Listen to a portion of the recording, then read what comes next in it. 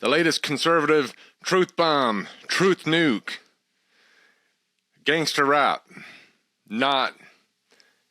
can't be blamed on black people. Actually, the feds did it. The deep state framed them for gangster rap. Okay, this is from conservative ideologue, right-wing, far-right, anti-Semitic ideologue, Candace Owens from the Daily Wire, or whatever, right? She worked for Ben Shapiro or something. I don't know. But she's conservative. But she says, here's what she says. Here, I'll just read her tweet. She says, gangster rap was never black culture. It was created by the feds who proffered deals to homosexual black men in prison and then turned them into artificial celebrities. The goal was to create false idols to destroy black American values. I will never change my mind on this. She won't change her mind, folks. Forget it. She knows the truth. Okay. And all these people are agreeing with her, all the conservatives. Yes. You know, that Cernovich guy, he's like, can't be denied anymore. Can't be denied. It's the feds proffered the deals to the homosexual black man in prison. Cat's out of the bag. Cernovich. That's what he says. Candace says, yes, convicts are offered deals in prison in which they become agents for the state to impact culture. From Charles Manson to Diddy, this has always been a thing. Sorry for those of you who are just finding out. Idiots. You didn't know that? You didn't know that Diddy and Charles Manson were got deals in prison to become agents of the state to impact culture? What else does she say? She says, how many more signs do men need to understand that pornography is a weapon used by the government to enslave and entrap them? Today on the show, we'll discuss that Diddy and blah, blah, blah, plus RFK sexting scandal. I don't know. Okay, we're getting in the weeds with this stuff. Let's get back to the truth that gangster rap was never black culture or whatever. Okay. And then pretty much everyone in the comments agrees with her except that they're adding in, she says it was created by the feds, and people say, no, it's created by the Jews or something. Or more or less variations of this. That, no, it's gangster rap. And with all this stuff, I mean, there's kind of something to some of this, but to make this a big conspiracy, for instance, yes, convicts are offered deals in prison. You know, yeah, that's a really, you know, you could just imagine how, you know, these homosexual black men in prison, you know, how hard it is to, for them to take this deal, you know, get out of prison early, but you have to betray your culture, because black people before gangster rap were like Candace Owens, traditional Catholics or something, and they had all the family values, and they weren't really about all the stuff that gangster rap speaks of. You know, who knows why they responded to gangster rap at all, because this was just so unlike them. It's just the deep state forced this on them, forced them to make the gangster rap, and just to undermine their values and make them into like criminals for like no reason. Is the deep state the feds want, the goal is to create false idols to destroy black American values. I'll never change my mind on this. That's what they. I mean, there's a lot to. I imagine she's going to speak more on this because she'll never change her mind on it, and that's a pretty. That's kind of a. I mean, this is a fascinating story. That who wouldn't want to hear more? The deep state, they really have a knack for this stuff. And they also made Charles Manson, who was, a huge 60s superstar, rock star, and changed the whole culture. We all remember how Charles Manson ignited the hippie revolution as soon as he got out of prison and created such a tumultuous a decade of change, all ignited by Charles Manson, who how he broke down the white values or whatever. He broke down the racism and the. We all remember how Charles Manson, how influential he was as a what'd she say? She said, as an agent of the state who impacted the culture. That's a great example. Because he was, and here's you can find all kinds of weird stuff to kind of make, to piece these conspiracies together. There is some kind of weird stuff like Charles Manson. I think it's kind of weird how he got into Dianetics in prison. Like he was really into L. Ron Hubbard. And he would do these because he was in prison and then he got out but then he kind of, I don't know, maybe he ruined the 60s to, as an agent of culture or something. That was the feds, plan for him, why he agreed to this, he just wanted to go back to prison anyway. But he was a very influential as a musician and a rock star, obviously, because he knew the Beach Boys or something, and he was into Dianetics. So you could piece together your whole conspiracy theory from there. You have a few loose ends, and they're kind of interesting facts. So instead of maybe digging into them or trying to learn something from reality, just make everything fit into this conspiracy theory where the deep state controls everything.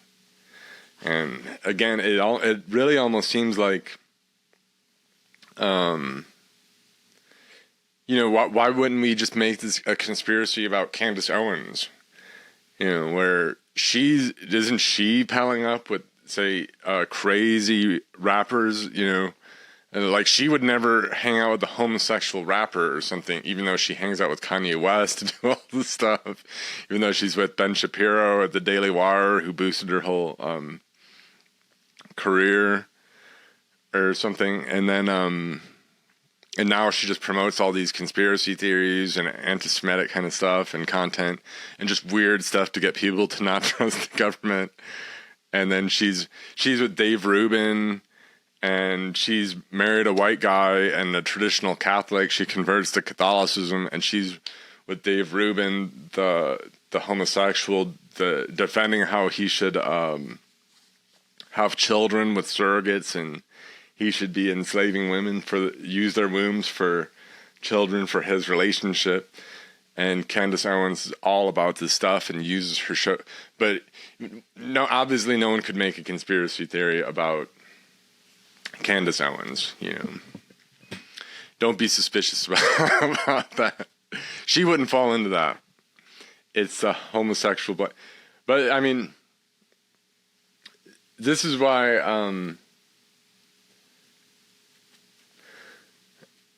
I mean, there are things to that. There are things to this whole story with, rap and gangster rap. It is interesting, like, the whole story to it, because they present themselves as, gangsterish, but obviously these are like musicians and things. These are like actors and artists and stuff like that. And so it's not really, they're not really the hardest of the hard, you know, and there are a lot of things like, there's just a lot of weird things to it, and how they create the conception that these are like really gangsterish criminals and things. And then, there's so much that is just, you can read up on the stuff, and it's just very incongruent with that, but then it all makes sense in a way. But you know, it involves just kind of like thinking about it and things like, I don't know, like here's a book I was reading. I read this a couple years ago. It's called Labyrinth, and I guess they made a movie out of it with Johnny Depp and Forrest Whitaker. I don't know. I'm guessing Johnny Depp plays the detective, Poole, and I don't know who Forrest Whitaker was necessarily, but probably somebody who is black. But the whole story is kind of interesting, and this is kind of a good book. I just picked this up kind of on a whim because I saw it, and I was thinking how it is kind of interesting how I remember in the 90s when these guys were like killing each other and stuff. Like there was like there's like this East Coast West Coast war with the rappers, you know, and just how weird that kind of is that that these guys are like fighting each other and all that, even though they're like these platinum selling like recording artists and so on. But hold on.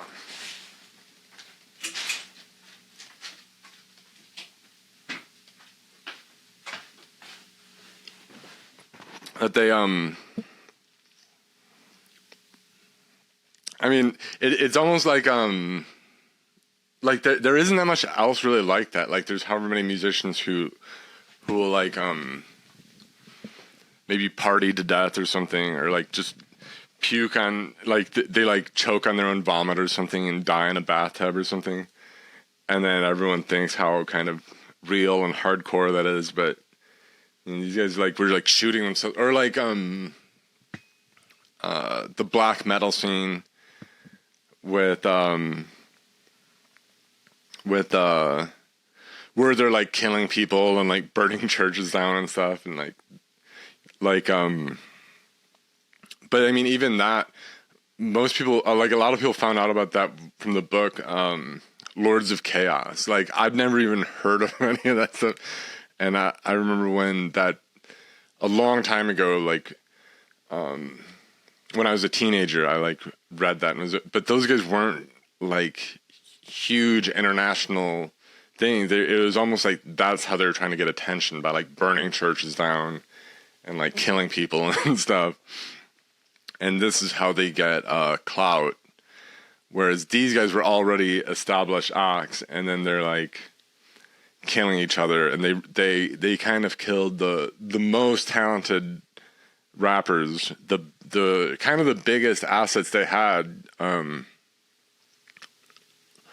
know, because what else? That's who they kind of almost built these record labels around, is like the guys who died. But it is an interesting story. But when you get into it, you get into this book, there's stuff that I don't know exactly how much Candace will go into it, because there's only so much that really fits her thing. But there is a lot of like weird stuff where I think you could make conspiracies about it. Like, for instance, a lot of the book goes into like LAPD, and it kind of details how how like LAPD was like the most elite police force like in the whole country for a time.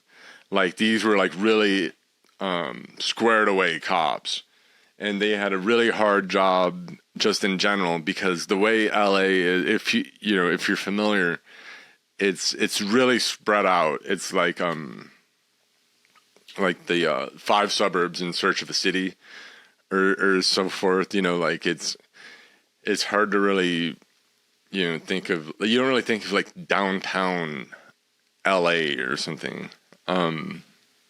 You just think it's just this sprawl. You know, it's not really built up, and so they have to. I mean, that's something that I was surprised by when I first would go to like LA, and when I would first go through like Long Beach and Compton and things. I actually thought they were really nice. Like in a way, like compared to Chicago, compared to like the high-rise projects and things like that you'd see in Chicago. Like I'm like, these are just like houses, like neighborhoods, and you walk around and they didn't seem like really dangerous places like that. That it was like sold to be in like the media and things like Compton.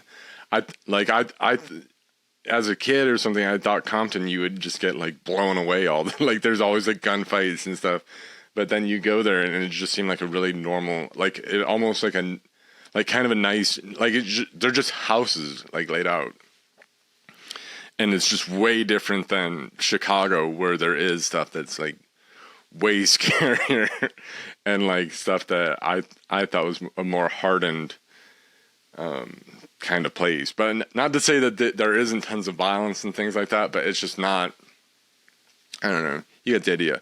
But LAPD, though, they had a really tough job. There is however much crime, you know, it's definitely going on. It's really spread out and all that. So these guys have to cover all this ground, and they had to be kind of like, even the beat cops were kind of crack, you know, kind of a crack force is what he's making the case for, until, you know, it becomes like racism becomes more of a thing. And this is what the book kind of lays out, that affirmative action kind of gutted the LAPD, kind of ruined it, and introduced all this corruption and made it hard to maybe prosecute criminals and go after all this stuff.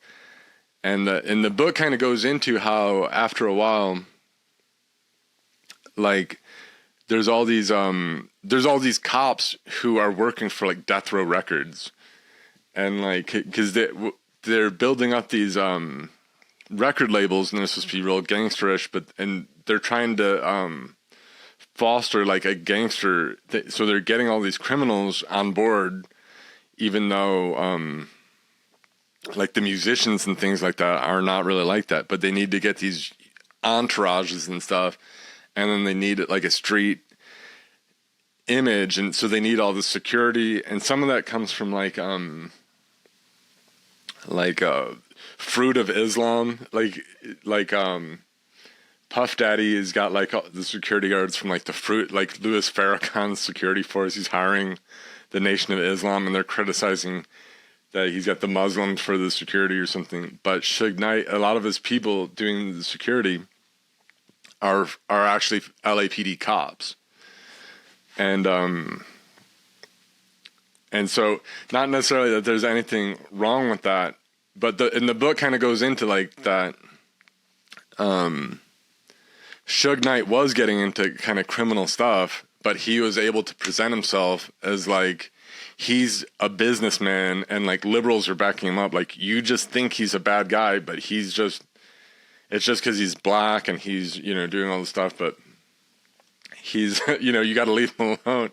So he's a legitimate businessman, so it's fine. It's only racism where you would think he's doing anything bad, but he's getting cops on board. And I mean, I see how that could go, because I've worked for security contractors that had cops, like that had cops on board, and like I would be working with guys who, like in the North Shore of Hawaii, I was working with a very lucrative contract, and there are a lot of police who were like off duty, who were working for this private company, you know, because it paid very well, so they were happy to do, you know, or in other capacities too, I've worked with off-duty cops who, might be in uniform or might not be, might be just as security or or plain clothes or whatever it is. In the past, I've worked in capacity with these cops, so I see how this could go, where a record label like you could just end up. If you're police, you could end up working for like Death Row Records in your off time, which kind of creates a strange dynamic and is introducing a certain amount of corruption. And the book kind of goes into this, but you could easily just twist that and be like, well, look, this is the feds who are running all the whole Death Row Records or something. This is the, they've got all these police, and the deep state is clearly just up and down. This is like the government operation to corrupt black people, to get black people to think it's okay to do drugs and to steal and to pimp hoes and to like do drive-by shootings and to join gangs and stuff. Whereas normally black people would never be about that, and black people would not be, but it's the media and the deep state and the feds. They don't want black people to be productive citizens who just work and like join the military and are like gainfully employed and raising their families and stuff. Just for whatever reason, the deep state wants to corrupt them and to make them criminal. So they're doing everything they can to break their values down and to make them criminal and to get them in trouble. And just the CIA is like selling them crack cocaine and all this other stuff. And then all this. And you could just imagine how hard it is to take this deal, because they need to get the agents of culture. So, and you can't just find people on the street who would want to do that, because obviously in the time frame that Candace is talking about, there's no black people who would be willing to become a rich celebrity rapper, not if it's going to negatively impact black values, obviously. So they need to get guys from prison and offer them deals, And probably, you can imagine most of the people in prison who they're offering are probably turning it down, because the deep state comes at them, and the feds show up to their prison cell, and with this deal, you could become a rich celebrity rapper, but you have to undermine black values. Obviously, most black prisoners at the time would say, no way. We'll release you from prison right now, and you'll become a rich rock star, and you'll have all the women and drugs and money in the world, but you'll have to betray the family values, the Tradcath family values of black people. Obviously, most black prisoners at the time would never take such a deal, but they find some scurrilous ones. They proffer the homosexuals the deal, and some of them do take it. It should be like Tupac Shakur or something, or Notorious B.I.G. and all these people. And these people do. It is interesting. Like Tupac is. He, as much as he goes on about how hard he is, and he's in all this rap, he's like threatening to kill people and all of this stuff, and like he's like going off. He's gonna shoot you. He's gonna kill your kids. I mean, he threatens, like, if you listen to like probably the most interesting like rap album. Like, I don't really listen to rap, but some of it I have listened to just out of curiosity, and and I think two interesting albums is the Tupac, the Machiavelli, the one where he's like Jesus on the cross, is like the Don Illuminati, which is very strange. He calls himself Machiavelli, He's like, that's me, Machiavelli. I make the I make these schemes that ends justify the means. And that's me, Machiavelli. And then his whole crew were like Mussolini and like idiot, like they're all like dictators and stuff. There's like Fidel Castro is like one of his guys, and they had like everybody except like Hitler, but they had like Mussolini, and one of Tupac's guys is named Mussolini in his crew, is the rapper crew. And some of these guys died as well in shortly after, because they did probably get ate up by actual street people and all that, because they cultivate all this stuff. They weren't the most. It's true that they weren't the most street people, and if the more you look up about Tupac, like this book really, it kind of goes into it how he's what do you say? They weren't that, like, his life is messed up because however much, even though you wouldn't think his life would be so messed up because black people had such strong values at the time before they corrupted it. But like his mom was smoking crack and stuff. And like Notorious B.I.G., it's true, like, he kind of made up all the stuff about how poor he was and all that, when like actually he had it really well off, and comparatively like other black people who were like in the ghetto or something. Like, I think he did start selling drugs and things, but he went to like charter schools, and like these people did benefit from like government programs and stuff. But it's to like teach them about like the arts and things. Like, he went to like a school for the arts, and there's all these like art programs in some of these inner city schools.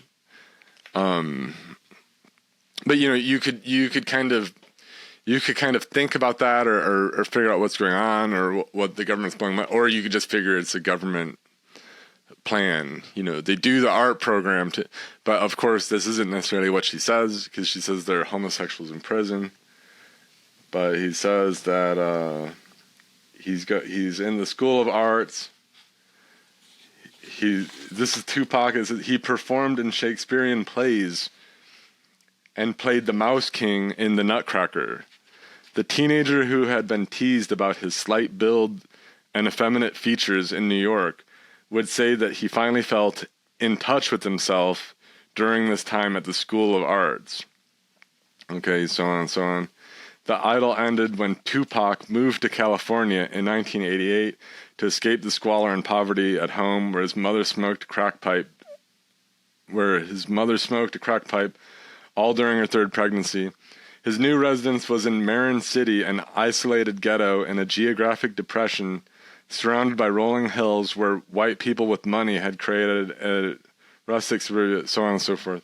He didn't fit in with the black kids he met in California. Tupac said, "I dressed like a hippie. I couldn't play basketball. I was the target for street gangs. They used to jump me. I thought I was weird because I was writing poetry and I hated myself. I used to keep it a secret. I was really a nerd." Okay. But then he gets like a job as like a dancer with Digital Underground. And then he starts selling, doing more gangster content, but he wasn't really gangster at all. And until he gets himself into it more. Like the first really gangster thing he did was he was at some like city, like town celebration sort of thing, and him and his friends were like in some argument, and they're messing with guns, and they end up like accidentally shooting some gun off, and like shooting like a 6-year-old black kid, like blow his brains out when he's on like a big wheel, and like pretty much on accident. And this is like but otherwise he's not really a hardened criminal, or he just is a kind of trying. He's a wannabe who's maybe up to no good and trying to be. But yeah, what else is there? I mean, it says Dr. Dre. Well, we'll get into some of this stuff. But but yeah, even though he gets himself killed, you know, he's rapping all this stuff. He's threatening to kill people and all that, and then eventually he gets killed, and probably, you know, I mean, and he pretty much gets himself killed because he punches out, or he attacks a guy who actually is kind of a gangbanger, who died not long after, unrelated, but he like attacks him because he has a death row medallion or something, which is something kind of cool. I thought, like, reading this book, because they all have like medallions and like ring, the death row rings and stuff. They remind me of like the SS or something. Like they have like the death row ring, or but this guy had like the death row medallion that he shouldn't have had. So Tupac attacks him. His bodyguards drag him away because they know that this guy is kind of, he's not really that hard. He's kind of a pipsqueak. He's a little bit effeminate. Okay. And he attacks someone who is actually kind of street. And this guy ends up blowing him away, which is named Baby Lane. And this is more of this has come out in the news recently, that this is like who fired the shots. But it's all kind of laid out. Like in this book, it's not like there's no conclusive real theory, but you know, you can come up with your own theory. But that was definitely a very strong theory that this is who killed him, you know. But at the time, Puff Daddy was also, I mean, he's egging him on, and these guys are like making records. They're threatening to. That's why the Machiavelli album, the Illuminati, and then the Notorious B.I.G. Life After Death, the double album, they're very interesting because they're just threatening to kill each other like over and over, and like saying all this stuff. And like Puff Daddy is like, he's like saying like, we're gonna kill you, we're gonna kill you, we're coming for you, we're gonna.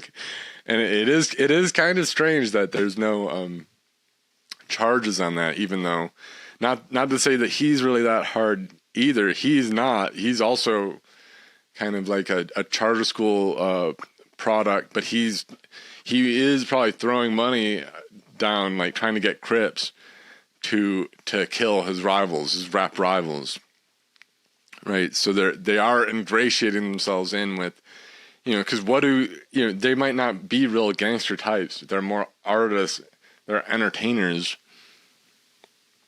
but you know, the gangsters want entertainment, right? They got to listen to something, and these guys are at least maybe telling stories about them. Even though, interestingly, like a lot of what the lyrics, especially on the Tupac, is all about how these other guys are fake, and Notorious B.I.G. is fake, and Nas is fake, and Jay-Z is fake, and Puff Daddy. All these guys are, you know, like Jay-Z is in like Hawaiian Sophie and stuff like that. He's just in this goofy stuff, and he's fake. And Nas is saying he's half rapper, half drug kingpin, and he's making words up and things, but he's a phony. But he is kind of like that himself. And it's interesting, I think, that it notes that he's in like Shakespearean plays, because the whole predicament is kind of, it is kind of like Shakespeare. It's true that these guys are kind of like the theater kids, as far as they're closer to being theater kids than rappers. They're actors. You know, Tupac is an actor, and but Shakespeare, he wrote a lot, like it shows up in like a lot of his plays, and there's little like kind of jokes about this, where like, because an actor would be reciting his words, and so, you know, they'll say stuff about how evil that would be. You know, these people who would pretend to be other people, these people who pretend to be, you know, they're liars, they're making this stuff up, you know. But it's kind of Shakespeare is writing like he's toying with these ideas, you know, that, you know, it is strange that an actor would just pretend to be this person, and they are kind of lying in a way. They're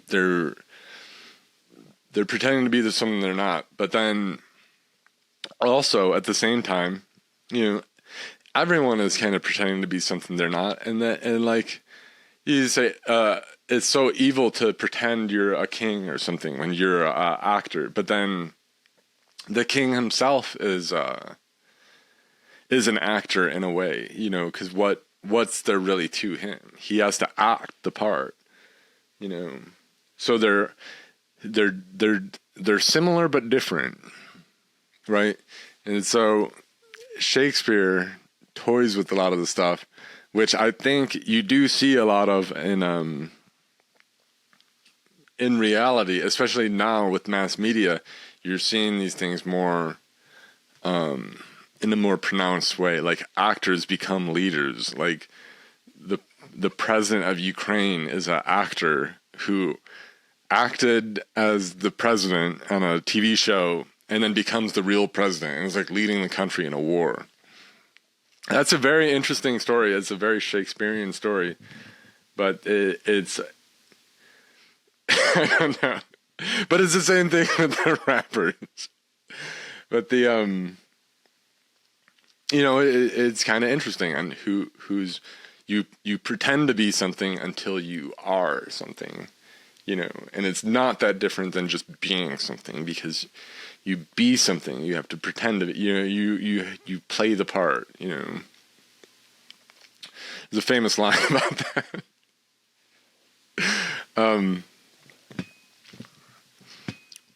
But no, it's as much as you can get glimpses like Death Row Records signed MC Hammer and never released his album, but it's pretty wild. Like you'd think it would have been a big release, but once Tupac was dead and all that, and the whole thing kind of fell apart. Suge Knight he had all these other acts, he had all these albums in the chute, but he wasn't really releasing stuff. He was only really re-releasing. He was only really putting out the unreleased Tupac stuff after all this and like some other garbage. So the MC Hammer thing never really saw the light of day. But hold on, I'll just read you some lyrics. And these are Tupac. You could find these on YouTube. But Tupac wrote this. He was writing lyrics for MC Hammer, you know, and he says, "Baby, back up if you asthmatic. This track will have you going way back like a bad habit. I heard you talking loud and clear. You ain't saying nothing. This beat is pumping. Got you swerving in your ride when you play it bumping. I caught some player-hating punks talking about my style. I'm getting money doing this for a while. Bunch of immature squares using bad grammar. I hit the city, have them screaming, 'You the man, Hammer. Holler if you understand me. It's the new drag. Papa got a new bag, and it's too bad. Come on was getting hype in the back seat. Boom when the track meet. Me make him get up on the black feet. They told me Hammer wasn't popping, so I changed the plan. And came back with the monster jam. Throw up your hands if you feel me. Touch the sky. 'Cause you ain't gotta be high to fly. Now what my people say." And then it goes in. A bunch of immature squares using bad grammar. I mean, it's pretty funny, but you could figure that the guy who's writing this is having fun writing MC Hammer stuff and isn't necessarily the most hardened criminal street. You wonder why they call me Hammer. I shake the whole state. Earthquake the whole planet. I got you jumping out your chair like you're panicking. Quit being stiff. It's similar to watching mannequins. Throw up your hands out again and swing them back side to side. Hammer time in this mother sucker, time to ride.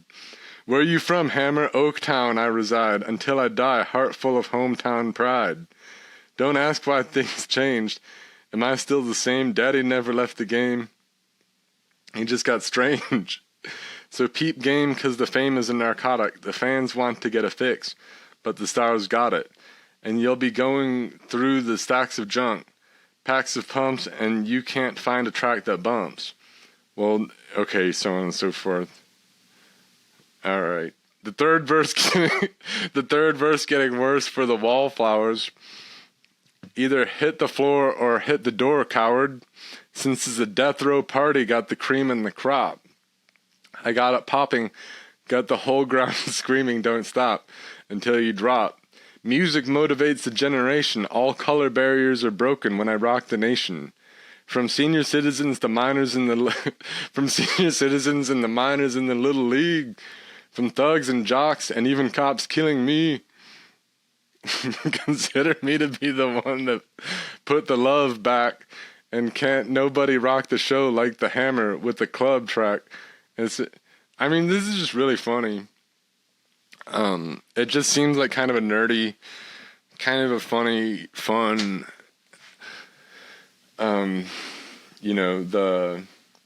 you get the thing that, Tupac probably isn't that different than Jay-Z doing Hawaiian Sophie or whatever he's cracking at him for. These guys are all kind of the same. They're artists and they're actors and they're rappers, but they're not necessarily hardened criminals, either offered deals from prison by the deep state, but there is a strange story going on here.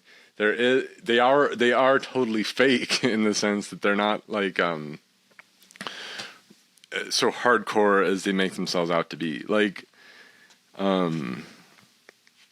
know something I heard a while back is like Ice Cube, who I saw people were putting stuff up like on Candace Owens comments. Oh, Ice Cube talks about this, but Ice Cube is kind of him, and all these guys are kind of phony, But him, like there was a time where he was like getting into like the Nation of Islam, and he's getting into Nation of Islam, and Nation of Islam was kind of like, we don't know, because this guy is not really what we're about, because they were maybe a more conservative black movement thing, but they're thinking, well, this guy is like maybe a bad influence. He's probably partying and he's pimping hoes and he's doing all these drugs and stuff. So Nation of Islam have like Fruit of Islam guys like to like spy on him and like stake out his house, and they're doing surveillance on him to see like what kind of like gangster lifestyle he's living or what he's up to.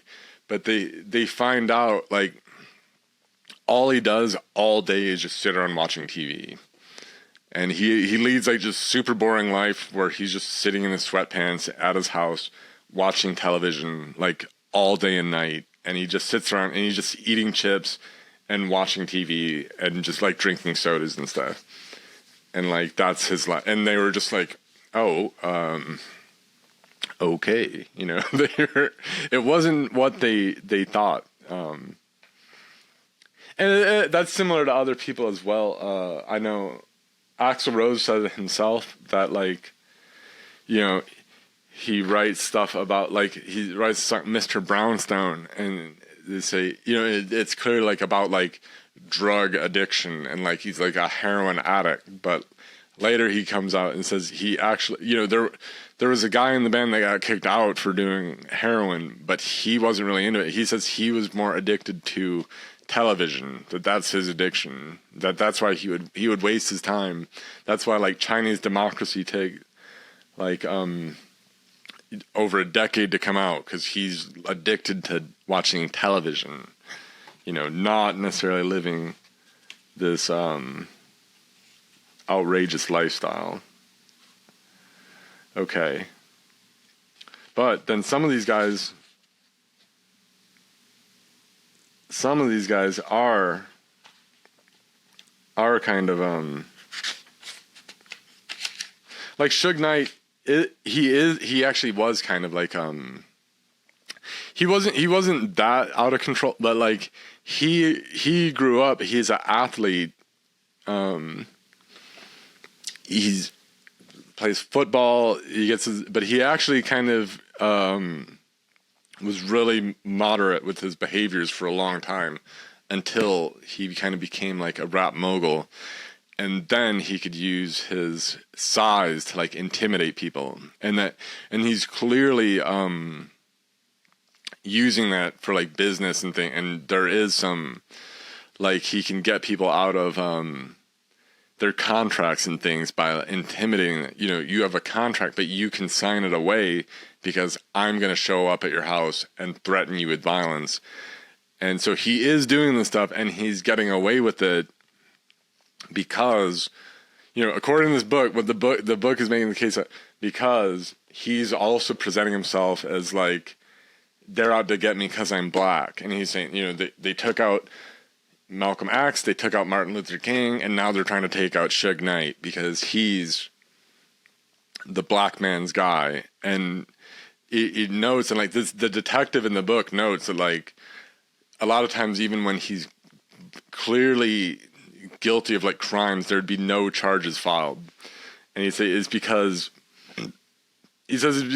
the cops, the way they look at it, and the DA, this is just some black shit that we don't want to get involved in, and it's going to make us look just racist if we step into it, because it's just this black guy and he just like beats up some black producer, some rap producer, and is intimidating people. But you know, there's no point in pressing charges and really getting into it because we're going to look bad, and so on and so forth. But yeah, like a lot of these guys are not.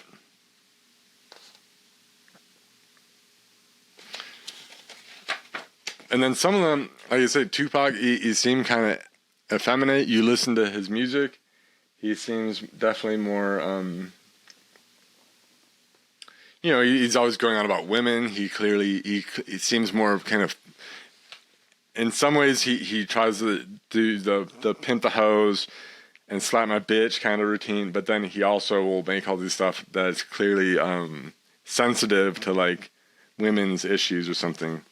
But then Dr. Dre, who presents himself as very hard, this book notes like this dude's never been all he could do is like maybe, even though he's like a big guy and all that, he really couldn't do anything except like beat up women and stuff.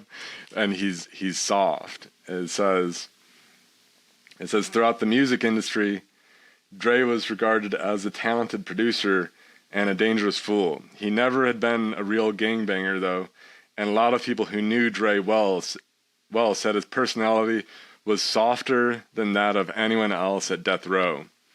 When a judge threatened to put Dre in an LA County jail, Suge Knight told David Kenner, "He can't go in there. Them motherfuckers will kill him. He ain't from the street." Okay? And eventually, Dr. Dre bails on death row, and because it's just the criminal elements are kind of getting to him. He's not comfortable there. He's not really criminal. He named his album The Chronic. He doesn't even smoke weed. He's just putting a image, you know, and you could say, well, the feds want him to do that or something. Or the Jewish producers, the Jewish record label owners, they want him to do it. You know, maybe the second part is kind of true, but even then, I think that's kind of a dumb thing to say. Like, obviously, there's Jewish people in the music industry and like are super powerful in the entertainment and media and stuff, but it's not necessarily they're trying to wreck black people and their values or something. You know, it's not. I don't know. Make up your own. You can make up your own mind as far as all that goes. But we'll move on. All right. Tupac then accused Dre in not one but two new songs of being a closet homosexual. And these are on the Machiavelli album. This is two new songs of being a closet homosexual. Gay ass Dre, he called his former producer on To Live and Die in LA. I think and I think the other song is Toss It Up, where he refers to Dre being gay. All right, and says Shakur. This part's kind of funny. Shakur also joined in a brutal attack on one of Dre's closest friends, producer Sam Sneed Anderson. His name is Sneed. Okay, this is the guy who owns the Feed and Seed. It says the incident took place at Death Row's offices in Westwood. Sneed had been summoned to the meeting supposedly to discuss working on a new album by Snoop Dogg. Things turned nasty very quickly, however, and after Suge accused him of being slick, Sneed was certainly beaten and possibly subjected to a sexual assault. I don't want to go into that, Sneed later told an interviewer. A few people put their hands on me, and I lost respect for all of them. What Suge really wanted from Sneed, reportedly, was the name of Dr. Dre's homosexual lover. When Sneed said he had never even heard that Dre was gay, an entire gang of rappers, Tupac included, fell on him, punching him to the ground, then kicking and stomping at him, where he lay rolled up in a ball. He thought he was about to die, Sneed said, but Suge stopped the others short and let him stagger out of the office with his face bathed in blood. Suge continued, but yeah, anyway, it goes on. But this is, so yeah, a lot of these guys are kind of fruity guys, but they're, they're entertainers, they're artists, they're musicians, they're actors. It says like, these guys are really into, pretend, even the Tupac and Suge Knight would watch the movie The Untouchables, the Brian De Palma movie with Kevin Costner, Robert De Niro as Al Capone. They would watch that movie like all the time. They would just watch it repeatedly in like Suge Knight's office, and they were just then they would try to dress like Al Capone and stuff like that because they see it in the movie, and this is what they want to be like, but they're not necessarily like that. Themselves, they're putting on a show, and they get they end up getting they shooting each other over it. But it's an interesting story. But there are things to I don't know. I think there's some interesting takes in some of the stuff. Like you can see like how someone could adopt a criminal persona and kind of get far in the record industry and using kind of these racial angles and things. And also like just the kind of insurgent attitude they had, I think is kind of something to study, something like a Death Row Records. I mean, it's not like a cool thing. Like I'm not into rap. I don't listen to rap, or I'm not into black stuff or black sounding stuff. But it's interesting how these guys did kind of create something of their own that was kind of insurgent, and we're using kind of quasi criminal, like Suge Knight. He wasn't necessarily like a criminal to start out with. Now I think he is in prison, but it's his lifestyle. I think he was kind of affiliated with gangs and did kind of cultivate this stuff, but he's also getting all these guys into it. That like he's got a gang of rappers or something beating people up, finding out whose homosexual lover is who. It's just so weird. It's just like the older, harder guy, and he's got all the nerdy guys kind of like egging them on and doing all the stuff to impress him and do all, he's making a thing of his own. that's how some of the stuff goes. In as far as Diddy and Sean or Puff Daddy at the time, he admits, he was trying to emulate what Death Row Records is doing with Bad Boy Entertainment or something, or Bad Boy Records or whatever it was. He was ripping him off. At the time, I guess Death Row was trying to make a Death Row East, and they were trying to get I think like Wu-Tang Clan people or something like that, or some, like they're trying to make a Death Row East, because they were trying to say it's not necessarily just East Coast versus West Coast. They're saying this is about being a real versus being the phony imitator. But they're all kind of phony imitators.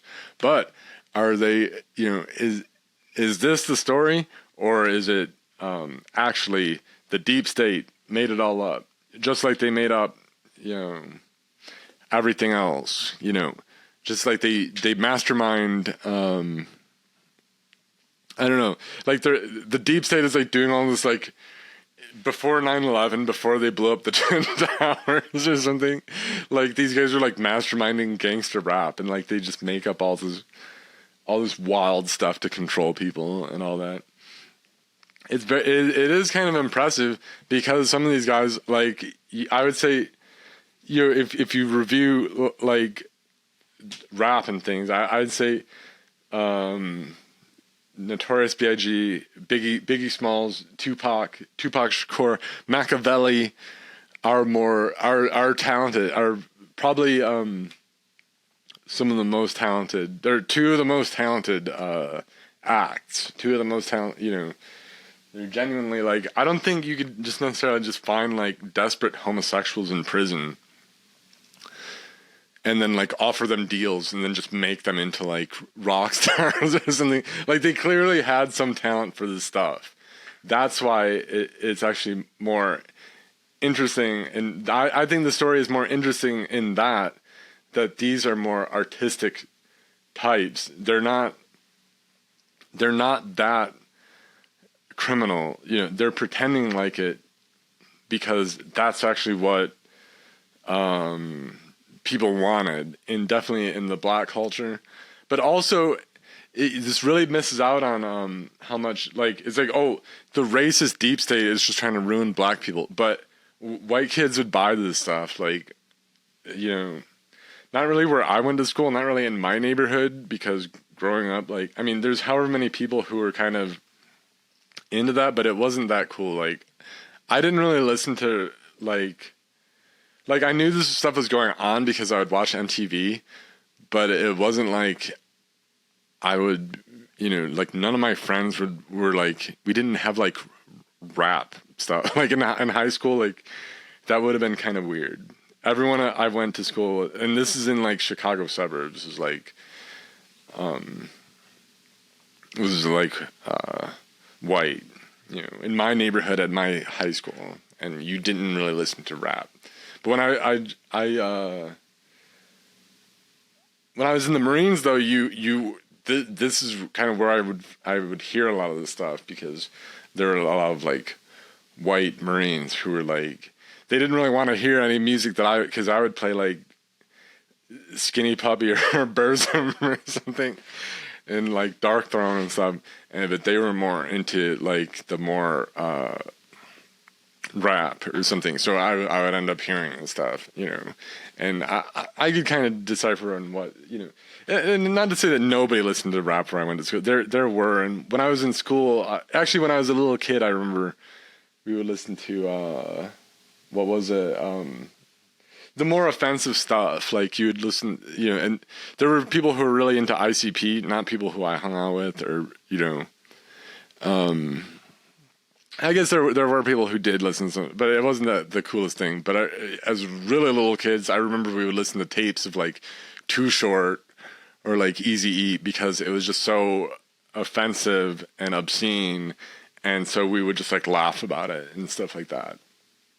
But I wasn't really that familiar with it and that into it, and nobody I knew was really that into it until later. Then I found out there's all these white people who are, and a lot of these people are just total hillbillies and stuff like that from God knows where, what trailer park and whatever, but they're really into rap, right? Like don't get it twisted. I'm like, now that I think about it, there were people who I went to school with who I'm sure listened to a lot of like rap, but I wasn't really that into it with them or something,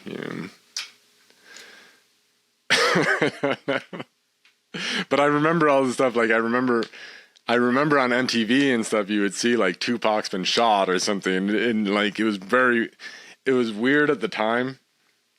Because where did like entertainers like just blow each other away and stuff like that?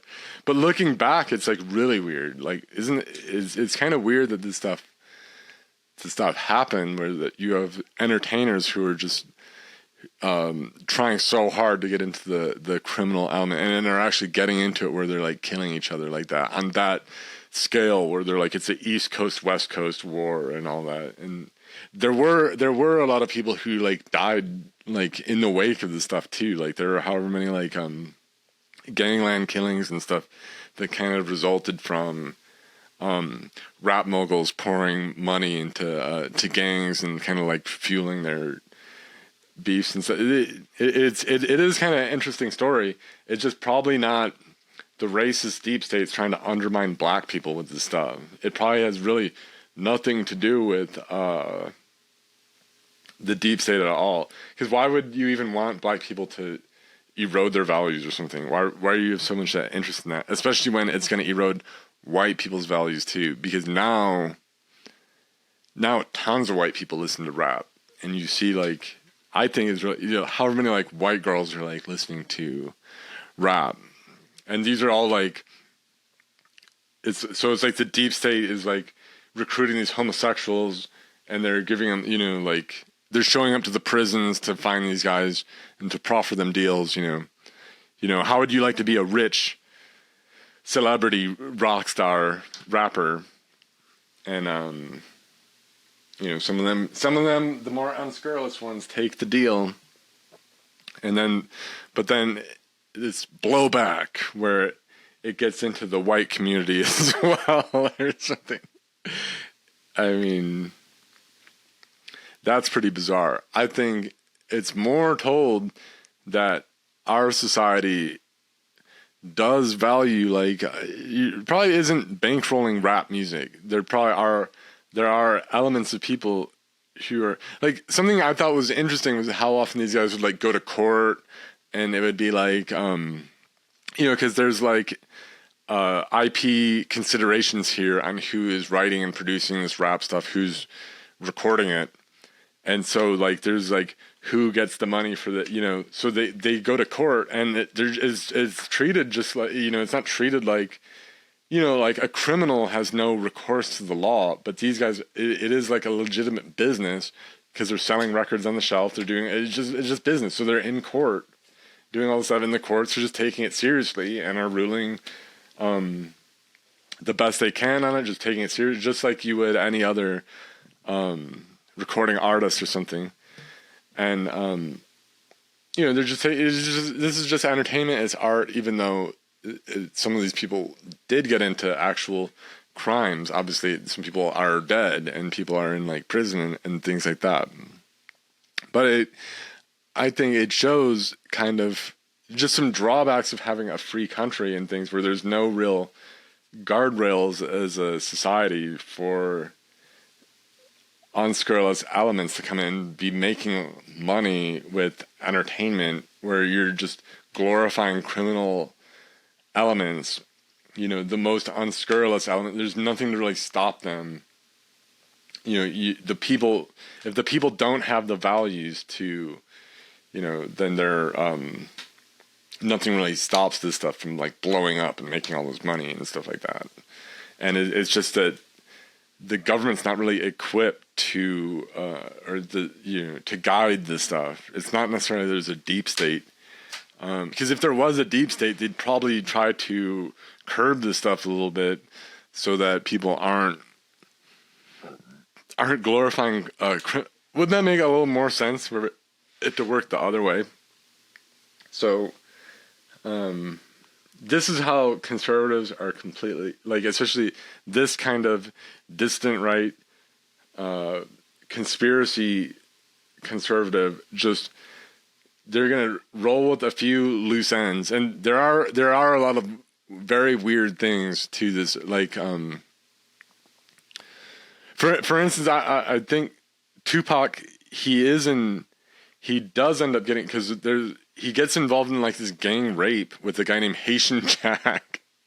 His name is Haitian Jack, and this is who Tupac initially has for like a record mogul guy before he goes in death row, because he did try to avoid going that far into it, because people figure Suge Knight is kind of bad news. This is somebody who uses violence and intimidation, who does try to cultivate actual criminals. You know, he's got all these corrupt police. He has all these criminals. He's getting away with it because, you know, people think it would be racist to prosecute him. For a long time, he got away with it. So he's avoiding this guy. He gets in with a guy named Haitian Jack, and he goes to prison for like a gang rape, which he probably, you know, who knows his involvement in it, but he's saying this guy probably set him up because they did a separate trial for Haitian Jack, and he ends up in more trouble than he was involved with it, you know, or whatever. So Haitian Jack, and then he's in prison. He ends up with death row because Suge Knight basically can get him out of prison. You know, he's basically using his contact. He has pull, and he has legitimacy, so he could say, like, you know, he can get you gainfully employed at his record label. You know, he can, you know, and the courts were taking it serious at the time, and honor the stuff at the time that you know, Suge Knight can get you out of. He kind of did. You know, there are some weird things to the story, but Suge Knight is probably not deep state agent, even though he was with like the NFL or whatever, and he gone to college and he did all this, you know.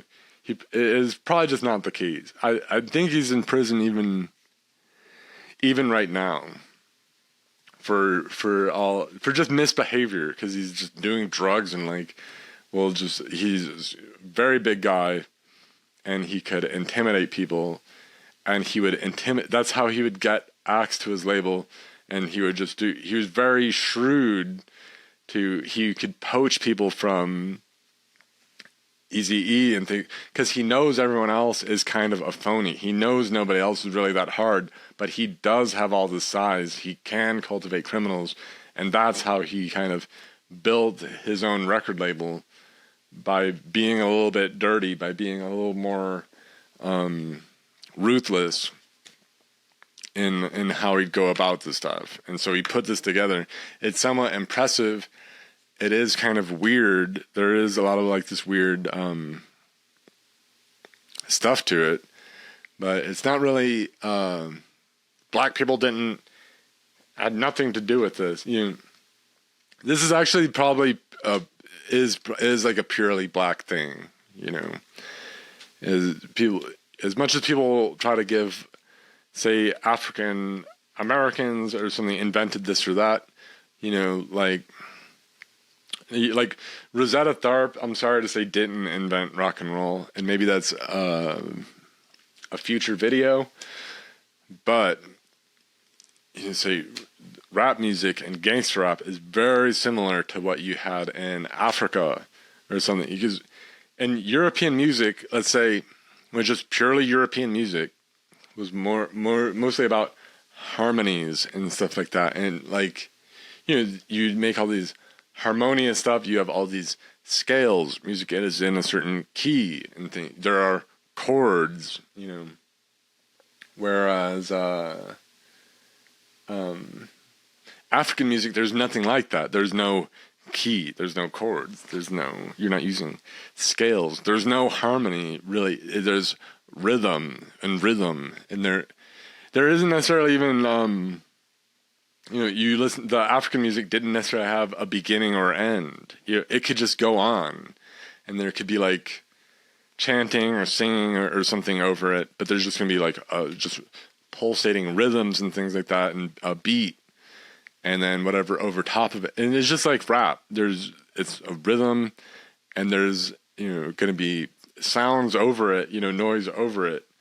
But it's just like with techno music or something. There's no, it doesn't necessarily need to be in a certain key. Like the noise, the sounds that are over it, there might be like these kind of lead parts, but they're not necessarily in a certain key. They might not necessarily use chords. It's a little bit different.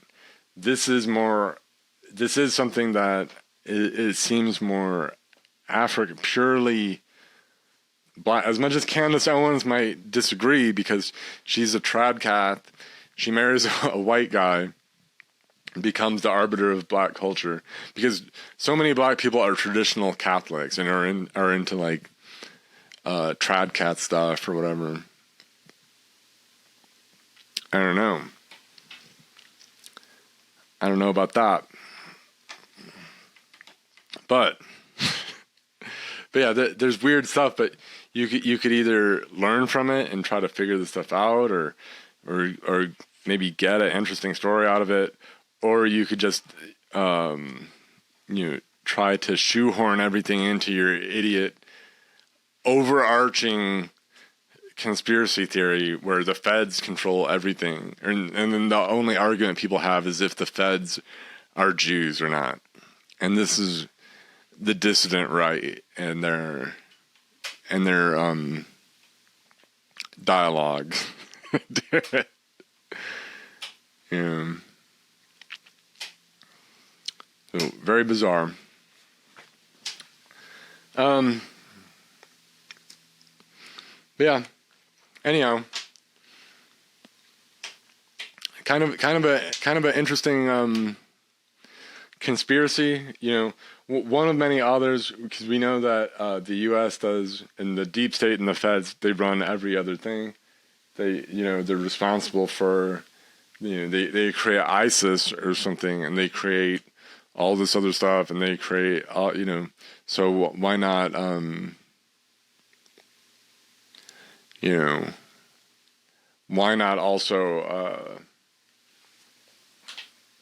why not also rap? They create abstract expressionism, and it's kind of weird now that I think about it. I remember that guy Surkov. Now that I think about it, because the guy I've mentioned him before, how Adam Curtis made a big deal of. He is an interesting guy. I would kind of like to read his book. I think he's an evil figure. Just like, but he, he's all about kind of this kind of propaganda style where you're just spitballing from every direction and you're keeping people disoriented and all this stuff. But I remember he said that when he got hit by sanctions from the U.S., he said, all I'm into from the U.S. is Jackson Pollock, Tupac Shakur, and Allen Ginsberg. And Allen Ginsberg, you say, is card-carrying NAMBLA member, maybe 60s counterculture figure. Okay, I don't know where he's going, but that's what he's into. But he's into Tupac, which is created by the feds or whatever. And then he's into Jackson Pollock, abstract expressionism. He says, I don't need to go to the U.S. to access their work. Actually, I don't know how many Jackson Pollocks there are in Russia, because those paintings, I like Jackson Pollock as well. But it helps to see these paintings up close. It helps to actually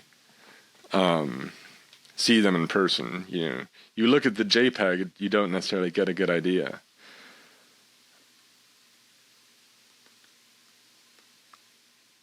But maybe there's something to that. Maybe that's why he's studying. Maybe he's studying our deep state, how they make Tupac, how they make, they make Tupac. They made abstract expressionism. This is what he will do with Russia. But then Russia doesn't really have comparable talents. They have, you see what they come up with, and it's like shaman, and who is like a homosexual. Oh, go figure. I wonder if they got him in prison. Right? So they get shaman who makes like this really I'd rather, like, his music is so boring and is just so cookie cutter and dumb. And even like it's just like the lyrics are like I am Russian or something, and like that's this big song. I'd rather listen to Tupac, actually. I think America does come off better, but you see, even the Russians need to emulate our stuff. Tupac, he is an evil kind of guy. All these guys are probably, but he comes off more thoughtful when he's an artist. He is impressive in a way. All these guys are kind of evil, but they're not necessarily a deep state kind of. They're evil for different reasons, because they are just kind of truculent kind of figures themselves. They get into all this trouble and all that. Maybe Notorious B.I.G., you almost feel sorry for him, who he clearly could tell he was over his head when Tupac was killed, and seemed to be just very much afraid for his life. That maybe because he knew that the Zionist forces are closing in on him. But he's just seemed more thoughtful. Like, even I'd say these guys come off more as sensitive, more thoughtful, more intelligent. That they're not necessarily just hardened criminal, Billy Badass type gangster. Don't diss me or I'll blow your head off, and whatever. They do come off privately maybe more thoughtful, even if they're making up all their background and all this stuff, and they're portraying themselves in a certain way. But even frankly, however many conspiracy theorists will use these same stuff. Like, Alex Jones argued in court that Alex Jones is a character that he plays. Okay. And so that's not that much different than being some fake rapper or something, where you're going to go to court and you can't own up. When you're on trial or whatever, you spill the beans that you're playing a character. You don't own up on the public record for all the supposed truths that you say. You say, well, I'm playing a character. It's very Shakespearean, though, isn't it? Aren't we all, the world a stage, the world a stage, and Alex Jones and Tupac and all the conspiracy theorists, we have our roles to play, don't we? Okay, but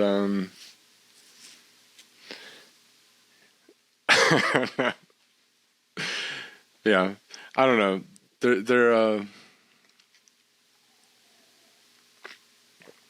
It's interesting topic. It is fun to kind of get to go deep into some of the stuff, and it is just in general, even because it's the same thing across the board, like with actors or something, where people think that these guys are like badasses, but like they're actors. They're in action movies because they went to acting school and their life's ambition is to become actors.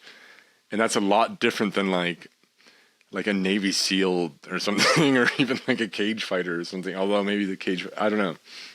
It's a lot different. You're an actor, or like you're not necessarily like a leader or a gangster or something. And then it's the same thing with more white music. Is all these heavy metal bands or something will make songs about warfare, killing people and all this stuff, but they wouldn't last a day, you know, like if you put them on a battlefield or something, or, you know,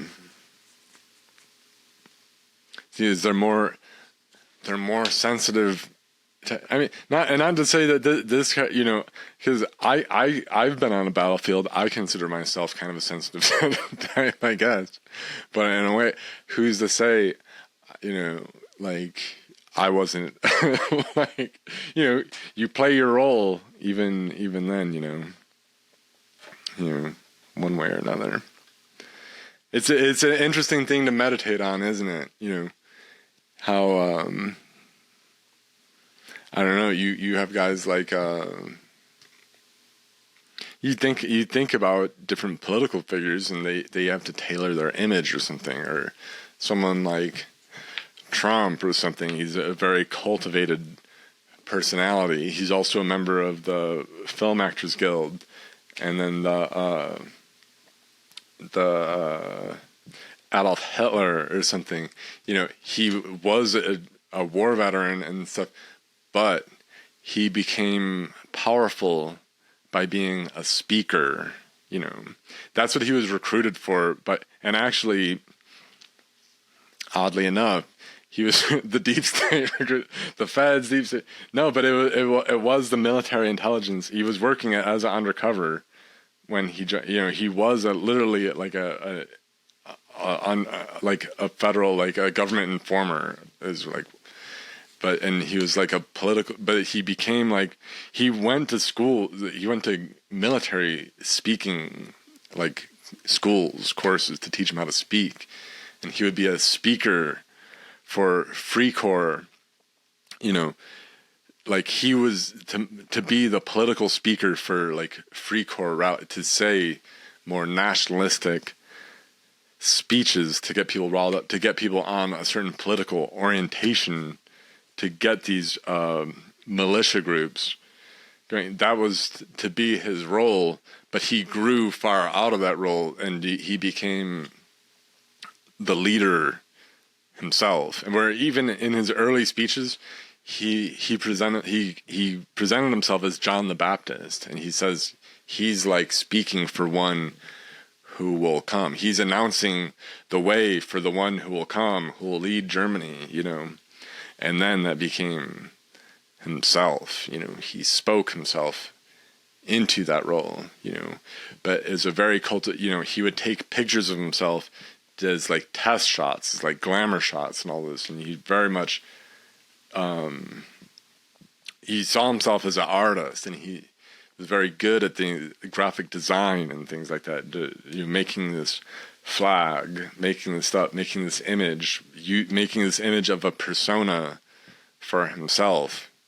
That was, you know, he had to keep his girlfriend a secret. You know, he had to do all this stuff to put his public image, which would become the Führer. Or so, you know, it's very Shakespearean in that sense. You're meant to be a speaker. You're meant to just speak and give the talks, but you speak yourself into power. You know, you're supposed to speak for the leader. You speak yourself into the leader. You know, as like Zelensky, he acts as the president, and then he becomes the president, and then he's leading his nation in war. It's very Shakespearean. These things are very interesting, but these things are why, you know, you could rip on theater kids and like that idiot Doyle, pro-Russia conservative moron. You know, he makes all this stuff. The theater kids, you know, the country is controlled by the theater kids. Well, you know what? It's better than, you know, that's only appropriate. You know, they're gonna steamroll you because like these are what color people like. These are what can kind of animate a society, for better or worse. You know, it's always been the theater kids. You know, President Abraham Lincoln was blown away by a theater kid. He was killed by a theater kid, you know. Theater kids will always influence the stuff, like just the way that things are, especially when there's no, you could say maybe in Rome they oppressed and beat down the theater kids and made it so if you're a musician or an actor, you're lowly and looked down on, you know, but they had to really oppress and hold down, you know, maybe that's what we could say is really going on, is not that it's not so much that the deep state is bankrolling theater kids or they're not even saying that is not, or conservatives are claiming they're getting guys out of prison and giving them deals to become rich celebrities. You know, if you take this deal, we'll get you out of prison right now and make you a rich celebrity. You know, no way. Who would take that? But you can't find a guy on the street you have to go to the prison who would find someone that desperate to be a rich rapper or something. But maybe it's just you don't hold these people down, and that's what happens. But I mean, it's probably better this way. And even what Roman emperors wanted to be, they wanted to be theater kids themselves, didn't they? And or whatever that's what they want to be. You know, there's definitely an element to that. You know, they want to be the actor, they want to be the musician, even when they're in power. They want to be a gladiator. They want to be, pretending to be something else because their own thing is kind of boring. You know, this is only kind of appropriate that people who are more creative and artistic should probably deserve.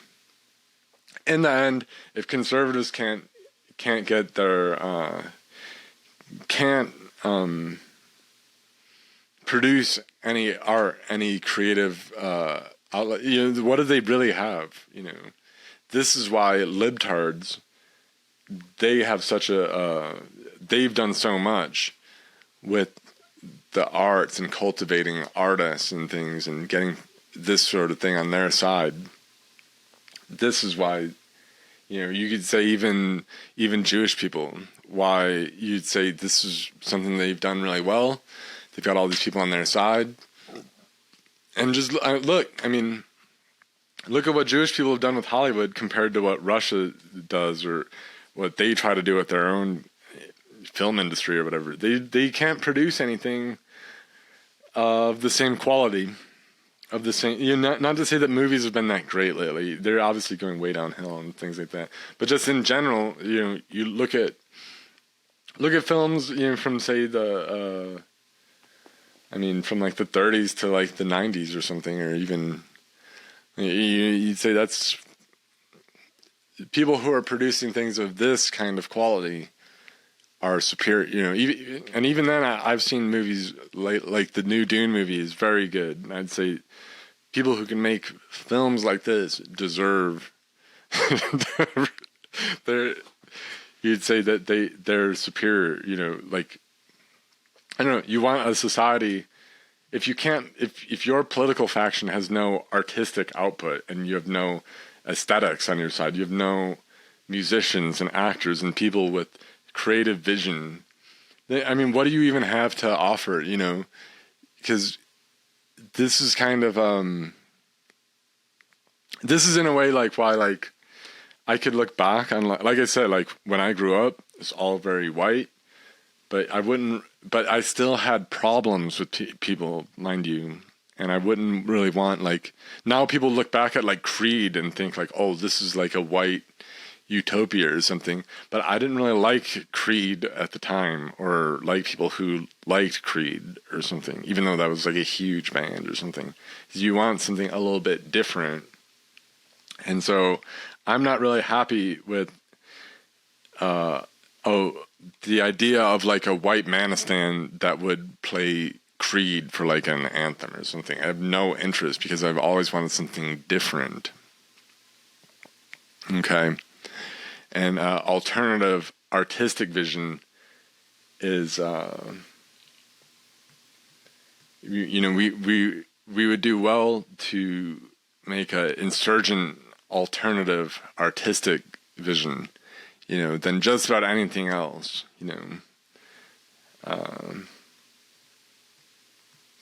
So that's what we need, and what we would need is more actors and things. This is the kind of thing I get out of reading into this stuff. Like, that's why I was curious enough. That's why I read a book on this stuff. I did a couple of years ago. I did a deep dive into this subject, and I was researching all the rappers and the going-ons of some of this drama and all the things, And it is pretty interesting. There's a lot of weird stuff. There's a lot of loose ends, but when all you have to say in response is like, the feds did that because they're racist and are holding down black people, and conservatives are just like, yeah, and it's like they're Jews or something. That's just kind of it's just kind of lame, and it shows how like hopeless these people are, because there's I don't know. It's definitely a strange story, but there's other things you can get out of it. But, all right. God bless you, and thank you for listening.